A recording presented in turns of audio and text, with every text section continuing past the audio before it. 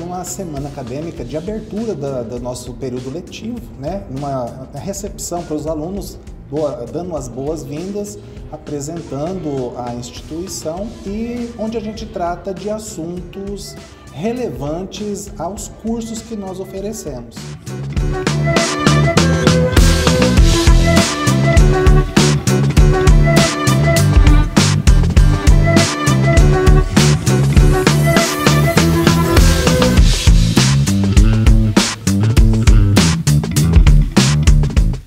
Quando a gente se tornar um profissional, eu tenho certeza que essas palestras vão fazer parte da gente. São pautas importantes que, fora as horas que a gente ganha na faculdade, vão fazer parte da nossa construção, não só como profissional, mas como ser humano.